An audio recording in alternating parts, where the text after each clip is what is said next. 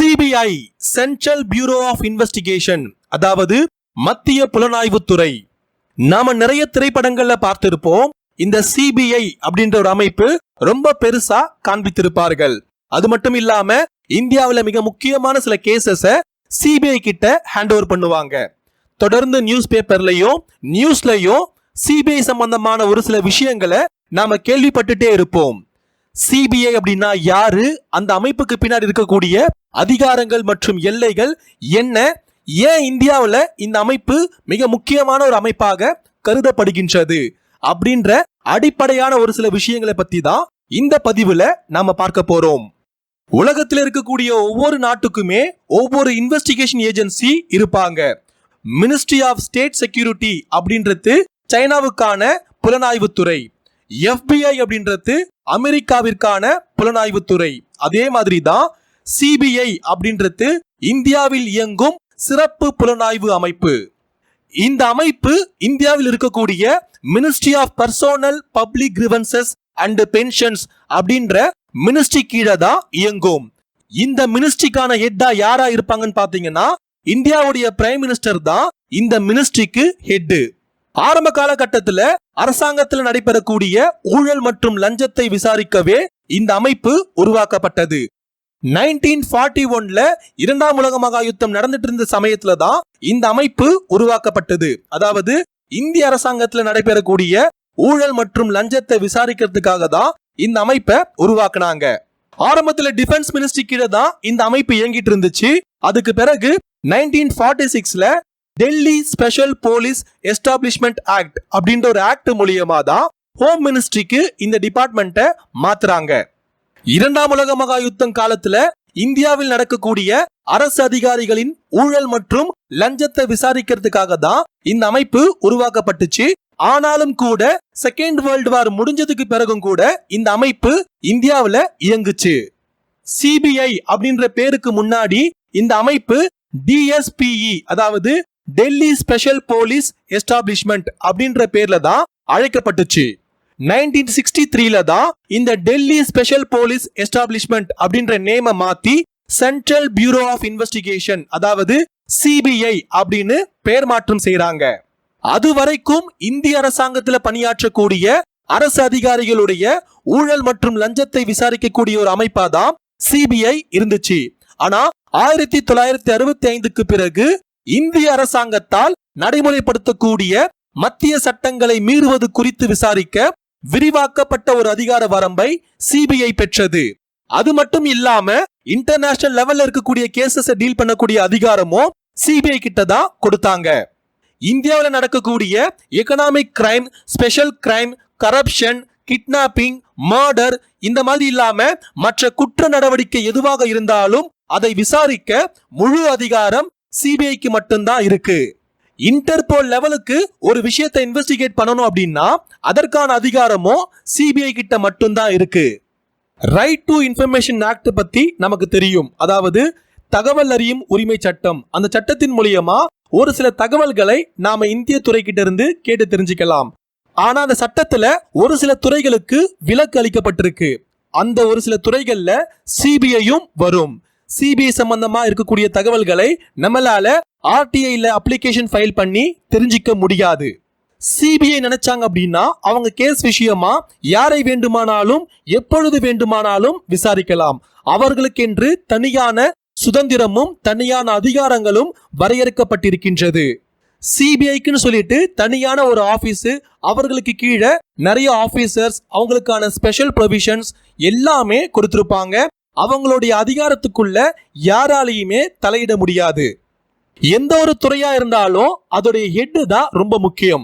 இந்த சிபிஐல அதோடைய head appoint பண்ணக்கூடிய அந்த அப்பாயின்மெண்ட் ப்ராசஸால தான் இந்த சிபிஐக்கு மிகப்பெரிய அதிகாரங்கள் இருக்கு.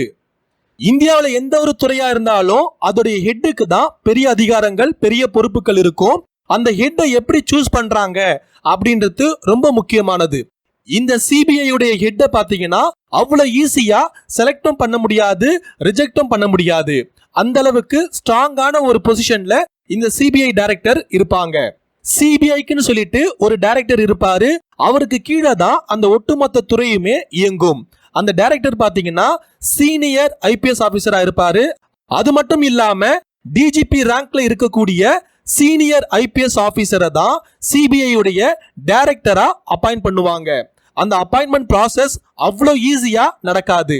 அதுக்குன்னு ஒரு செலெக்ஷன் கமிட்டி மற்றும் அப்பாயின்மெண்ட் கமிட்டி அப்படின்னு 2 கமிட்டி இருப்பாங்க. செலெக்ஷன் கமிட்டியில பாத்தீங்கன்னா 4 பேர் இருப்பாங்க. அந்த 4 பேர் சீனியர் ஐபிஎஸ் ஆபீசருடைய லிஸ்ட் எடுப்பாங்க. யார சிபிஐ டைரக்டரா அப்பாயிண்ட் பண்ணலாம் அப்படின்ற ஒரு கவுன்சிலிங் இவங்க ஆலோசனை பண்ணி ஒரு லிஸ்ட் அவுட் எடுப்பாங்க. அந்த லிஸ்ட்டை தான் அப்பாயின்மெண்ட் கமிட்டிக்கு அனுப்புவாங்க.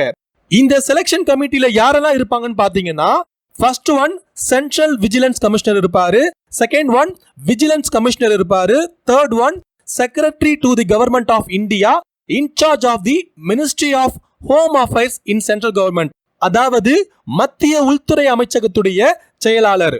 நான்காவது secretary coordination and public grievances cabinet secretariat. இந்த 4 பேருமே செலெக்ஷன் கமிட்டியில இருப்பாங்க. இவங்க தான் இந்தியாவில் இருக்கக்கூடிய சீனியர் ஐபிஎஸ் ஆபீசருடைய லிஸ்ட் எடுத்து அதுல அனலைஸ் பண்ணி ஒரு லிஸ்ட்டை தயார்படுத்தி அப்பாயின்மெண்ட் கமிட்டிக்கு அனுப்புவாங்க. அந்த அப்பாயின்மெண்ட் கமிட்டியில இருக்கக்கூடியவங்க டிஸ்கஸ் பண்ணி அவங்களுடைய கருத்துக்களை தெரிவிச்சதுக்கு பிறகுதான் ஃபைனலா ஒரு சிபிஐ டைரக்டரை அப்பாயிண்ட் பண்ணுவாங்க. அந்த அப்பாயின்மெண்ட் கமிட்டியில மிக முக்கியமான 3 பேர் இருப்பாங்க.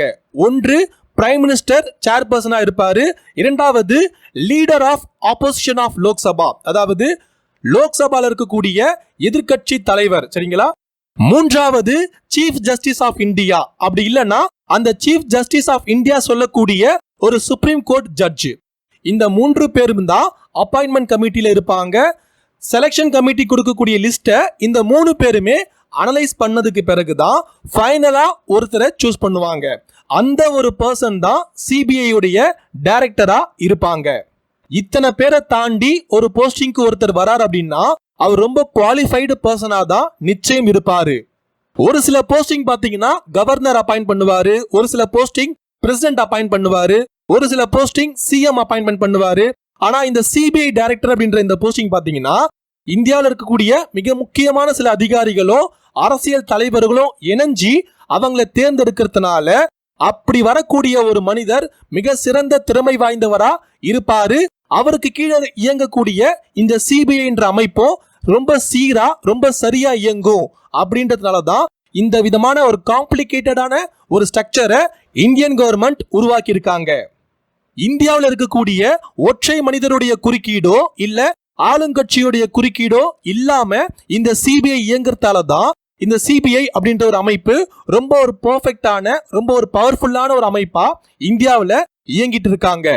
இந்த சிபிஐ அமைப்புக்குன்னு சொல்லிட்டு ஹெட் குவார்டர்ஸ் நியூ டெல்லியில இருக்கு. 186 கோடி செலவுல இந்த ஹெட் குவார்டர்ஸ் உருவாக்கி இருக்காங்க. அந்த சிபிஐ அதிகாரிகளுக்கு தேவையான அத்தனை விதமான காரியங்களுமே இந்த ஒற்றை தளத்துல அவங்களுக்கு கிடைக்கும். Modern communication system, advance record maintenance system, storage space, computerised access control, additional facility for new technology, integration rooms, cells, conference halls, இது எல்லாமே பாத்தீங்கன்னா சிபிஐ உடைய ஹெட் குவார்டர்ஸ்ல அவங்களுக்கு கொடுக்கப்பட்டிருக்கு. அவங்க மாச கணக்குல இல்ல வருட கணக்குல அங்கேயே தங்கி வேலை செய்யணும் அப்படின்னா கூட அவங்களால அங்க செய்ய முடியும். அதுக்கு ஏத்த மாதிரி அவங்களுக்கு தேவையான ஜிம்ல இருந்து அவங்களுடைய ஃபுட் சப்ளை, அவங்களுடைய மற்ற விதமான அலவன்சஸ் எல்லாமே அந்த இன்ஃப்ராஸ்ட்ரக்சர்ல அவங்களுக்கு இருக்கும். சிபிஐ உடைய அகாடமி காசியாபாத்ல இருக்கு. இது உத்தரப்பிரதேசல இருக்கக்கூடிய ஒரு இடம். இந்த இடத்துல தான் இவங்களுக்கு தேவையான எல்லா விதமான ட்ரைனிங்குமே கொடுப்பாங்க. அது மட்டும் இல்லாம சர்தார் வல்லபாய் பட்டேல் நேஷனல் போலீஸ் அகாடமிலையும் இவங்க ட்ரைனிங் எடுத்துப்பாங்க. இந்திய ராணுவத்திலையும் இவங்களுக்கான ட்ரைனிங் கொடுக்கப்படும். இவங்களுடைய இன்வெஸ்டிகேஷன் சம்பந்தமா எந்தெந்த துறையிலெல்லாம் இவங்களுக்கு பயிற்சி தேவையோ அந்த எல்லா துறை சார்ந்த அறிவுமே இவங்களுக்கு கொடுப்பாங்க. அதற்கான பயிற்சியும் இவங்களுக்கு வழங்குவாங்க. ஃபர்ஸ்ட் சிபிஐ டைரக்டரா இருந்தவர் மிஸ்டர் டிபி கோஹ்லி அப்படின்றவரு. தற்போதைய சிபிஐ டைரக்டரா இருக்கக்கூடியவர் சுபோத் குமார் ஜெய்ஸ்வால் அப்படின்றவரு. இவரு 1985 IPS officer, belongs to Maharashtra state. CBI டைரக்டரை பொறுத்த வரைக்கும் அவருக்கு நிறைய விதமான அலவன்சஸ், நிறைய விதமான பவர்ஸ் கொடுத்திருப்பாங்க. அதுல மிக முக்கியமானது கம்பல்சரி 2 வருஷம் அவர் போஸ்டிங்ல இருப்பாரு. குறிப்பிட்ட ஒரு சில வருடங்கள் அவர் போஸ்டிங்ல இருந்தா மட்டும்தான் அவர் செய்யணும்னு நினைக்கிற ஒரு சில காரியங்களை செயல்படுத்த முடியும் அப்படின்றதுனால தான் இந்த விதமான அலவன்ஸ் கொடுத்திருக்காங்க. சிபிஐ டைரக்டரை ஈஸியா டிரான்ஸ்ஃபர் பண்ணலாம், இல்ல எப்ப வேணும்னாலும் வித்ட்ரா பண்ணலாம் அப்படின்ற மாதிரி இருந்துச்சுன்னா அவரால சுதந்திரமா இயங்க முடியாது. அதனால தான் 2 வருடம் அவங்க போஸ்டிங்ல கண்டிப்பா இருப்பாங்க. அந்த அடிப்படையில இப்ப நியமிக்கப்பட்டிருக்கக்கூடிய மிஸ்டர் சுபோத் குமார் ஜெய்ஸ்வால் அப்படின்றவங்க அடுத்த 2 வருடத்துக்கு சிபிஐ உடைய டைரக்டரா இருப்பாங்க. சிபிஐ நினைச்சாங்க அப்படின்னா இந்தியாவில் இருக்கக்கூடிய எந்த ஸ்டேட்டுக்கு வேணும்னாலும் அவங்களால போக முடியும், இன்வெஸ்டிகேஷன் பண்ண முடியும். லோக்கல் கவர்மெண்ட், அதாவது ஸ்டேட் கவர்மெண்ட்ல இருக்கக்கூடிய போலீஸ் ஆபீசர்ஸால ஏன் ஒரு சில வேலைகள் செய்ய முடியாம போகுது அப்படின்னா அந்த லோக்கல் ஸ்டேட்ல இருக்கக்கூடிய ஒரு சில பொலிட்டிக்கல் இன்ஃப்ளூயன்ஸ், அதனாலதான் அவங்களால அவங்க செய்ய நினைச்ச ஒரு சில வேலைகளை செய்ய முடியாம போகும். அதுக்கு ஏகப்பட்ட பேர் தடையா இருப்பாங்க. ஆனா சிபிஐ தடுக்கக்கூடிய அதிகாரமோ இல்ல அவர்களுடைய வேலையை கெடுக்கக்கூடிய அதிகாரமோ யாருக்குமே இல்ல அப்படின்னும் போது அவங்க சுதந்திரமா இயங்குவாங்க, சுதந்திரமா செயல்படுவாங்க. அதனாலதான் சிபிஐ கிட்ட ஒரு கேசஸ் ஒப்படைக்கிறாங்க அப்படின்னா அதுல இன்வெஸ்டிகேஷன் ரொம்ப ப்ராப்பரா இருக்கும், அதற்கான சொல்யூஷனும் ரொம்ப சீக்கிரமா இருக்கும். இதுவரைக்கும் மேக்சிமம் பெரிய பெரிய கேசஸ் சிபிஐ சால்வ் பண்ணிருக்கிறாங்க. அதுக்கான காரணம் சுதந்திரமா அவங்க இயங்குறது தான்.